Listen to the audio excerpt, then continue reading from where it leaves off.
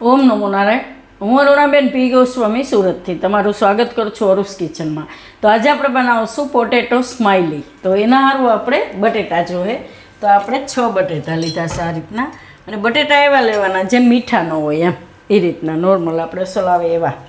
અને એમાં બાઇન્ડિંગ સારું આપણે કોર્નફ્લાવર આમાં જરૂર પડશે એ પ્રમાણે વાપરશું. તો 1 કપ જેટલો લીધો છે ને 2 ચમચી આપણે લીધો છે આ રવો, થોડોક એ નાખશું.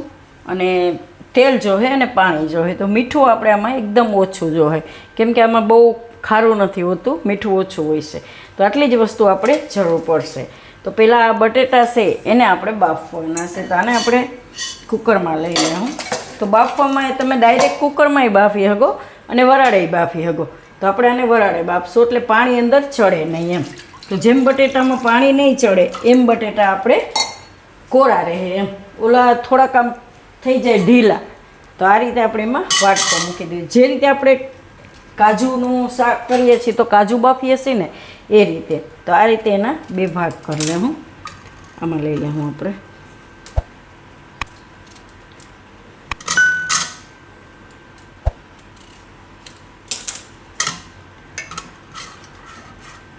તો નીચે થોડુંક પાણી નાખી દેવાનું એટલે એકદમ સરસ વરાળે બટેટા બફાઈ જાય. જે રીતે આપણે દાળ ભાતને ભેગું મૂકતા હોય એમાંય આપણે આ રીતે બટેટા બાફતા હોય છીએ એમ.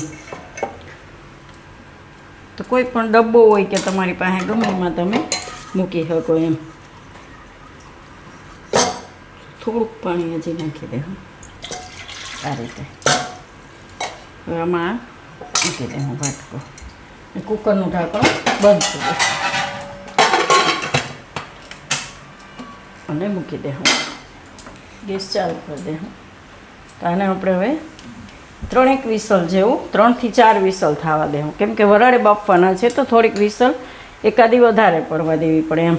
તો આને બાફી લેવું આપણે. બટેટા આપણે કુકર એની રીતે જ ઠંડુ થવા દીધું. તો 3 થી 4 જેવી વિસલ મારીને એમ હવે જોઈ લઈએ ખોલીને.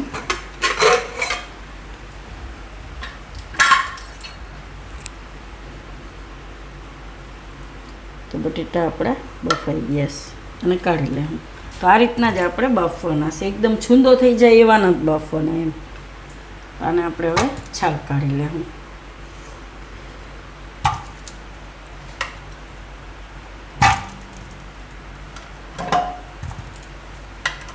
તો બટેટા આપણે છાલ કાઢી લીધી છે અને હવે આને આપણે છીણી લેવું.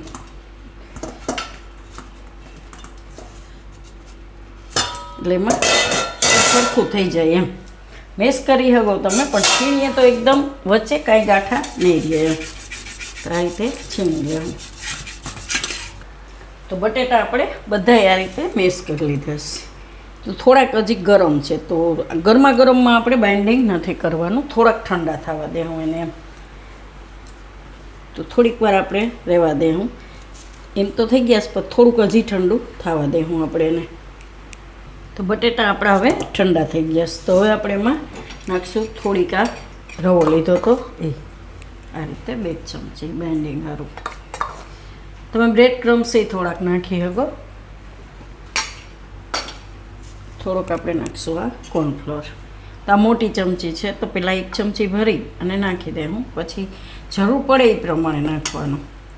તો આ બધું આપણે પહેલાં મિક્સ કરી લેવું આ રીતે હાથથી, કેમ કે બટેટામાં પાણીનો ભાગ આપણે ઓછો હોય ને બાફો હોય ત્યારે, એટલે તમારે વધારે બાઇન્ડિંગ જરૂર નહીં પડે એમ.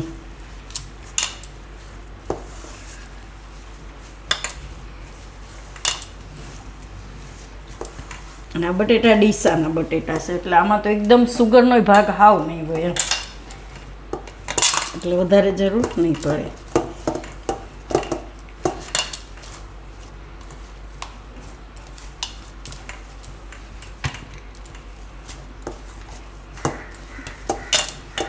આ રીતના આપણે એકદમ સરસ બનાવવાનું.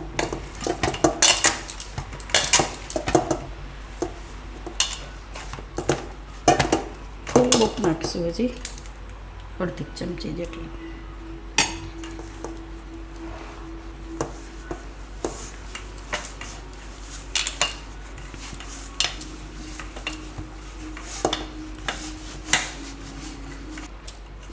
તો આને આપણે આ રીતનું જોઈએ. એકદમ આ રીતનું એકદમ મસ્ત થઈ જાય એવું. તો એટલું જ આપણે જરૂર પડી. હવે આમાંથી આપણે બનાવશું. તો આને આપણે આ રીતનું જોઈએ એમ. તો થોડુંક આપણે એમાં મીઠું નાખીશું, બહુ વધારે નહીં, એકદમ ઓછું હોય છે આમાં. નકર તરાય એટલે ખારું થઈ જાય, એટલે થોડુંક જ અમથું નાખવાનું. અને તમારે એવું હોય તો બીજો કંઈ મસાલો નાખવો હોય, ભાવતું હોય, તીખા નાખ્યો કહો કે કોઈ પણ બીજો મસાલો જેમ કે ગરમ મસાલો થોડોક નાખવો હોય તો એ નાખીએ ગો, સ્વાદ પ્રમાણે એમ. એકદમ મસ્ત થઈ ગયું છે આપણે આ. થોડુંક તેલ બરબાદ કરી લેવું.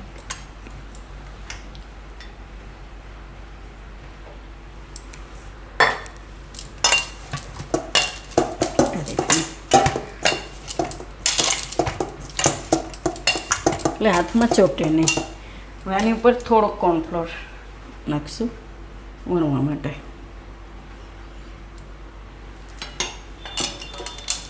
આ રીતનું એટલું લઈ હાથથી ગોળ કરી લે હું આ રીતે.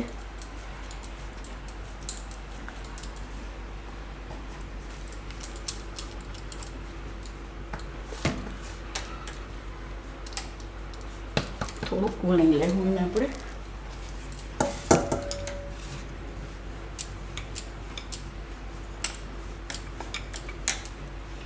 એકદમ આરામથી વણી શકશો તમે.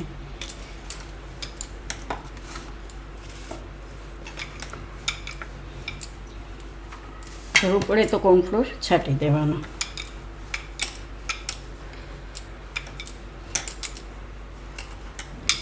આ રીતનું થોડુંક જાડું રાખવાનું. તો આમાંથી હવે કટ કરશું. તો તમે તમારી પાસે નાની વાટકી હોય એનાથી કરી શકો, નાનો ગ્લાસ હોય કે પછી તમારી પાસે કટર હોય, ગમે એનાથી કરી શકો. તો આપણે એક નાના ગ્લાસથી કરશું. આ રીતનો ગ્લાસ છે.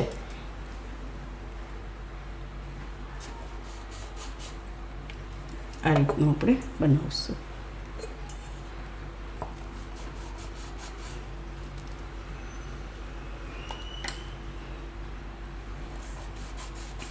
આ બધું પાછું ભેગું કરીને એમાંથી આપણે વણી લેવાનું પાછું એમ.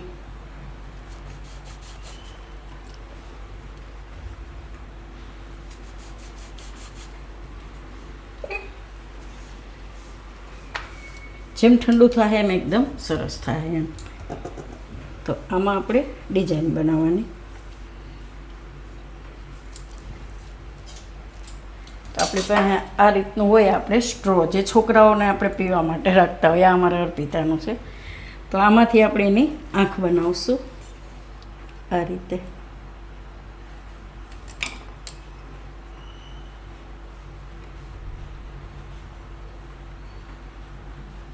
થોડુંક સાઈડમાં રીતે ફેરવી દેવાનું, થોડુંક મોટું થાય એમ.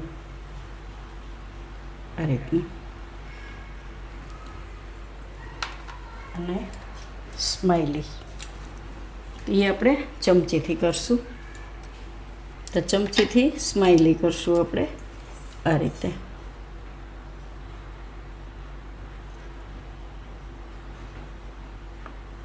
આ રીતનું બનાવશું આપણે. થોડુંક અહીંથી ખેંચી લેવાનું એટલે એકદમ સરસ થઈ જાય એમ. તો આ રીતે બધું બનાવી લેવું આપણે. થોડુંક આમ સાઈડમાં રીતે કરી લેવાનું.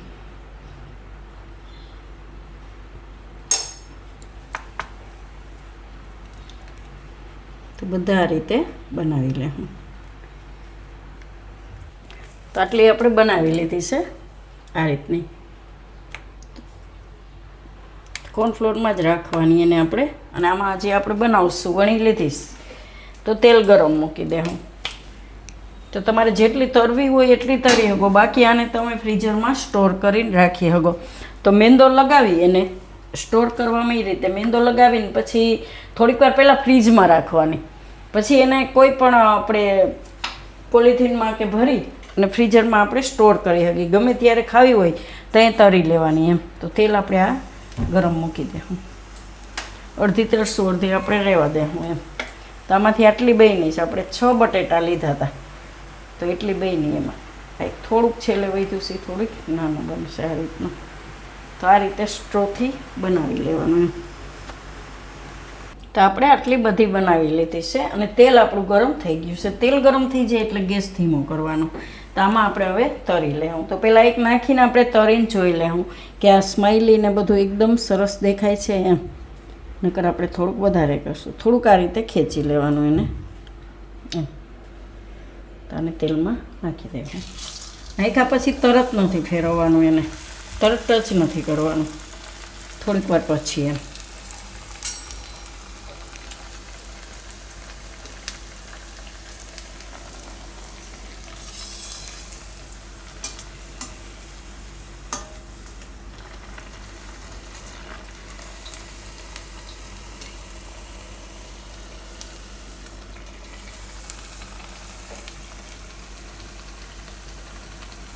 તો આપણે એને બ્રાઉન જેવું તરવાનું છે.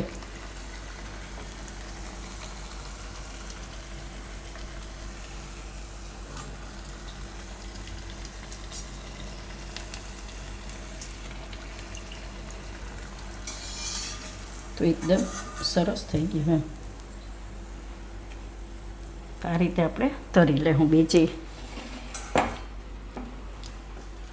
ચેક કરી લેવાનું એમ કે બરાબર છે. તો બીજી આપણી રીતે તરી લેવું.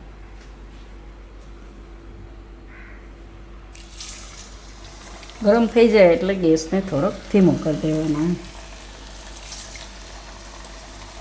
તો આટલી આપણે તરી લીધી છે અને આને આપણે ફ્રીઝરમાં રાખી દઈએ. તો ગમે ત્યારે ખાવી હોય ત્યારે તમે બનાવી શકો એમ. કાઢીને થોડીક વાર અગાઉ રાખીને તો એકદમ સરસ બની છે. તો આ હોલ થોડાક મોટા કરવાના એટલે સ્માઈલી દેખાશે એમ. નાના કરશો તો નહીં દેખાય.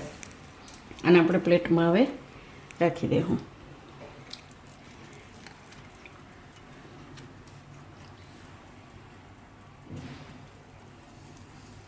તો બધી આપણે ગોઠવી દીધીશ. એમાં આપણે થોડુંક કેચઅપ રાખી દઈશું. કેચઅપ એ ખાવામાં મજા આવે. તો મસ્ત એકદમ ખાવામાં ટેસ્ટી લાગે છોકરાઓને. તો અગાઉ બનાવીને તમે ફ્રીઝરમાં રાખી શકો તો ગમે ત્યારે જ્યારે ખાવી હોય ત્યારે ખાલી તમારે ફ્રાય કરવાની એમ. તો અઠવાડિયું સુધી તો આ ફ્રીઝરમાં રહે જ એમ. તો તૈયાર છે આપણી પોટેટો સ્માઈલી. તો જો તમને મારી આ રેસીપી પસંદ આવી હોય તો એને લાઇક કરજો, શેર કરજો અને મારી ચેનલને સબસ્ક્રાઈબ કરજો અને બેલ આઇકન દબાવવાનું ના ભૂલતા. કમેન્ટ કરીને કહેજો કે તમને કેવી લાગી આ પોટેટો સ્માઈલી.